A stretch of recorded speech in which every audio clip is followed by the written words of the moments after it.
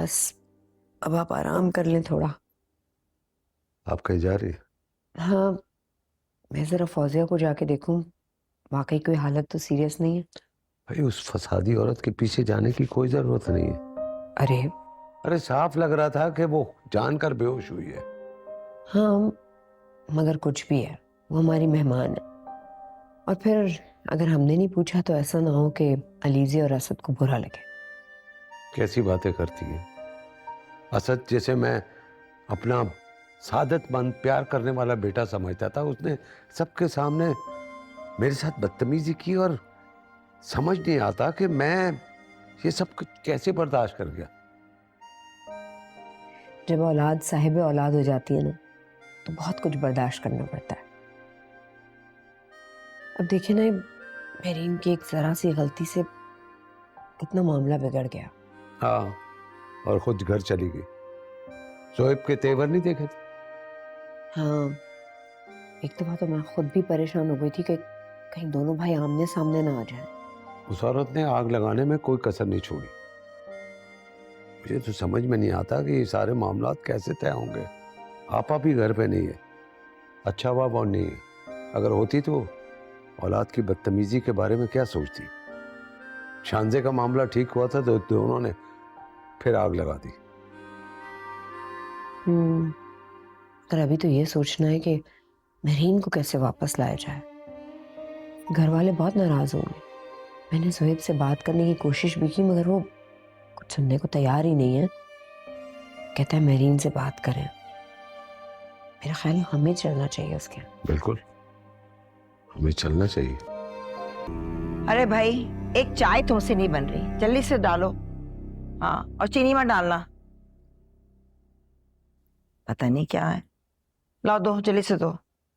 धोपा दे।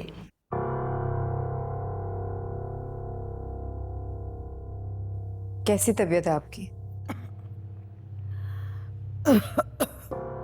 बड़ी मेहरबानी, पूछ लिया आपने। मुझे तो इस घर के तौर तरीके समझ नहीं आ रहे। हिम्मत अलीज़ी की जिस तरह से काम करती है और गुजारा करती है इस घर में। कहना क्या चाहते हैं आप? अरे बीबी, ये भी मैं तुम्हें समझाऊं? कल रात अगर मर जाती तो तुम सुबह आकर मुझसे ही पूछती कैसी तबीयत है आपकी। तुम्हारे सामने हूं मैं, सही सलामत बैठी भी हूं। बेहोश हो गई थी मैं।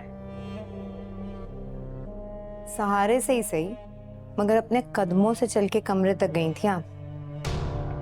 बेहोशी पता नहीं कैसी थी। मम्मा, आप यहाँ क्यों आ गई हैं? क्या कर रही हैं यहाँ पर? आपको डॉक्टर ने रेस्ट का कहा है ना? क्या करूं बेटा, फिर कौन चाय बना कर देता। मैंने सोचा मैं तकलीफ ना तो खुद ही आ जाऊं। अच्छा, आप उठे, मेरे साथ अंदर चलें। चलें। हाँ चलो भाई, बहुत थकान हो रही है, हिम्मत नहीं हो रही मेरी तो। जरूरत है। क्या करूं? कौन और तो कोई है नहीं इस घर में जो ख्याल रख सके। तुम ही तो। तुम्हें मैं नहीं चाहती कि तुम मेरा भी बोझ उठाओ।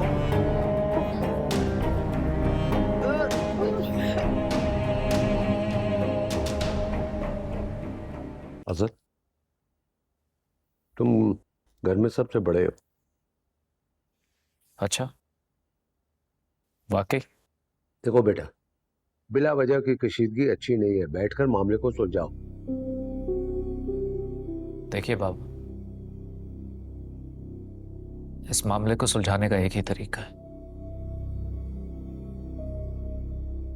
मेहरीन अलीज़े से माफी मांग ले। सवाल ही पैदा नहीं होता।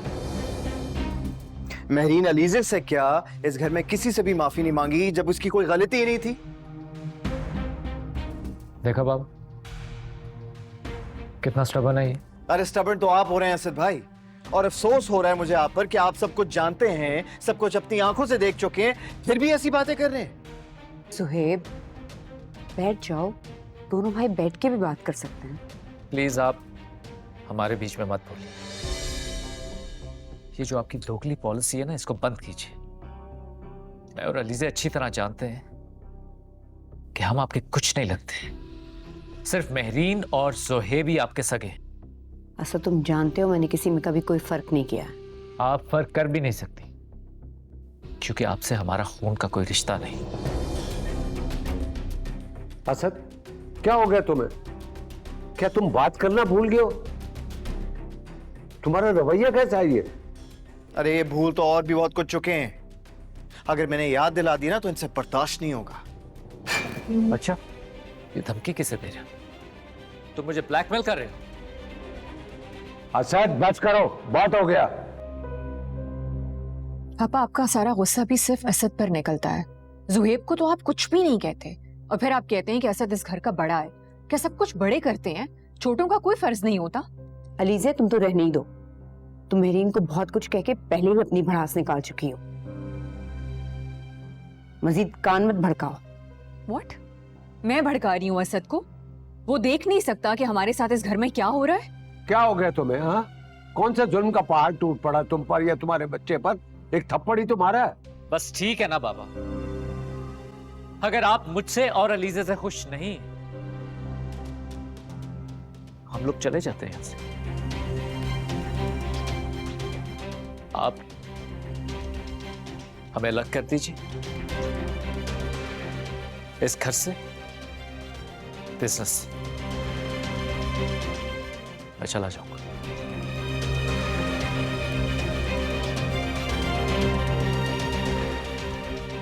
भाई, भाई, आप कहीं नहीं जाएंगे? मॉम ऑलरेडी मुझे छोड़ के चली गई है। आप लोगों के अलावा इस घर में मेरा और कोई नहीं है। प्लीज आप कहीं नहीं जाएंगे, प्रॉमिस करिए। वो ऐसी कहने जस्ट फाइन, ठीक है? आप कहीं बंद करोगे बिजली?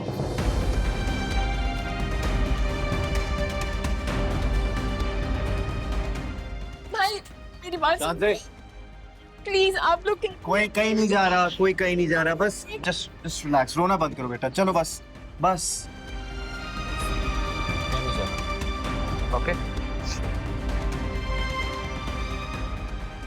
बस शाबाश, ठीक है?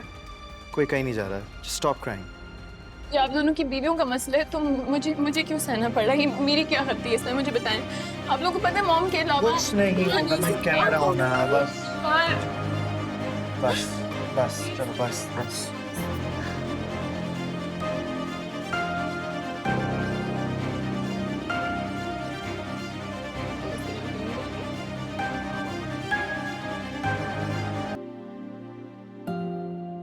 हाँ, लैपटॉप ला कर दो मेरा। अच्छा इधर आओ, बात सुनो। अब क्या है? उनको बड़ी परवाह हो रही है मेरी। तो जिस दिन नहीं होती तब तुम्हें गुस्सा आता है। तुम कर रही हो कि चमचागिरी। जाओ लैपटॉप ला कर दो। भाई प्लीज मेरी बात तो मान लो। अभी तुम्हारी तबीयत नहीं सही, तुम नाश्ता कर लो, मेडिसिन खा लो, काम करते रहना। मैं भी पागल नहीं हूँ जो इस तकलीफ में काम करूंगा। मजबूरी है। 11 बजे से पहले असाइनमेंट कंप्लीट करके देना है सर को, और ये मार्क्स ऐड होंगे एग्जाम में। 11 तो कब के बज चुके हैं, अब तो 12 बजने वाले हैं। मेरी माम नहीं भेज सका ना, क्या करूं? अब करके भेज दूंगा। 11 बजे से पहले करके भेजना, वरना उन्होंने एक्सेप्ट भी नहीं करना। तो तुमने पहले क्यों नहीं भेजा? मेरी माँ, सर नहीं खाओ मेरा, मोबाइल भी नहीं है मेरे पास। ये जख्मी हालत की तस्वीर उनको भेज दूं, मिन्नत समाजत कर लूं कि एक्सेप्ट कर लेना असाइनमेंट मेरा। वैसे भाई तुम्हारा फोन तो बहुत महंगा था, तुम्हें याद है ना अब्बू ने तुम्हें पैसे देते हुए कितना गुस्सा किया था?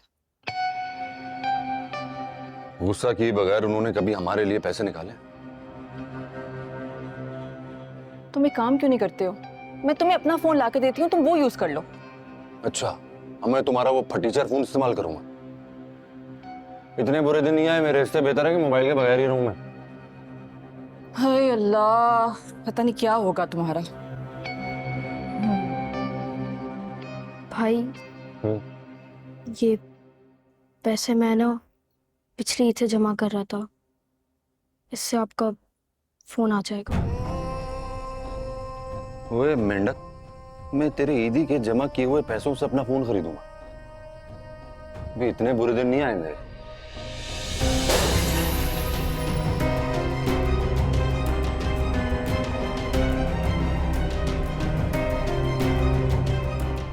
क्या कर रही हो तुम? जुहेब, जुहेब, जी कहीं जा रहे हो? ऑफिस जा रहा हूँ। जाहिर सी बात है किसी को ऑफिस तो जाना पड़ेगा ना, घर पे तो नहीं बैठा रह सकता सबकी तरह। वो मेहरीन से बात हुई तुम्हारी? हाँ जी हुई थी। तो आज शाम वापसी में उसको लेकर आओगे? आपको क्या लगता है वो जिस हाल में यहाँ से गई है वो शाम को मेरे साथ वापस आ जाएगी? जुहेब, तुम्हारी नाराजगी वजह है। मेहरीन को कैसा महसूस हो रहा होगा ये भी मुझे पता है, लेकिन तुम खुद सोचो ना, इन हालात में मेहरीन का मैके जाके बैठना तुम्हें लगता है ठीक है? जब उसे इस घर में सुकून से रहने नहीं दिया जाएगा, जाहिलों की तरह मुंह फाड़ के बदवाएं दी जाएंगी, और ऐसी बदवाएं कि उसकी औलाद कभी ना हो। क्यों? तुम्हारी सब बातें ठीक हैं, लेकिन इस वक्त अगर मेहरीन भी थोड़ा पेशेंस से काम ले लेती, बर्दाश्त कर लेती। तुम्हें पता है तुम्हारे बाबा कितने स्ट्रेस में है इसकी वजह से। देखें, आपकी बात बिल्कुल सही है, लेकिन यही बात आप जाके अलीज़ा भाभी को समझाएं जो इस सारे फसाद की वजह बनी है। हाँ जुहेब, समझाऊंगी, अलीज़े को भी समझाऊंगी, लेकिन इस वक्त मेरी तुमसे रिक्वेस्ट है कि प्लीज तुम मेहरीन को वापस घर ले आओ, और अगर तुम चाहो तो मैं और तुम्हारे बाबा। नेवर। आपने ये सोचा भी कैसे कि मेहरीन इतनी गई गुजरी है? पहले उसे जलील करके इस घर से निकाला जाए और फिर मैं खुद उसे वापस ले आऊं घर। सुहेब, देखें, जिसने भी इस घर में उसके साथ बदतमीजी की है ना, वो अपोलोजाइज करें, वरना सवाल ही पैदा नहीं होता कि वो उस घर में वापस आए।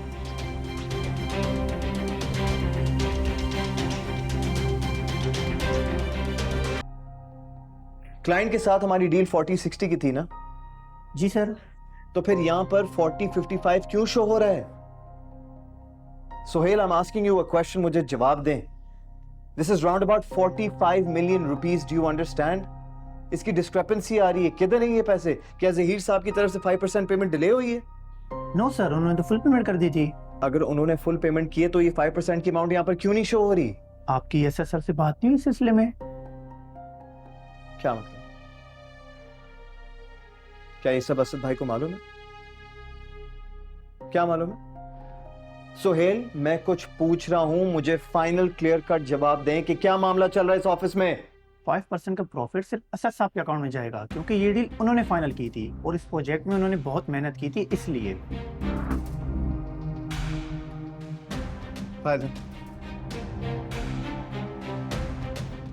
आप जा सकते।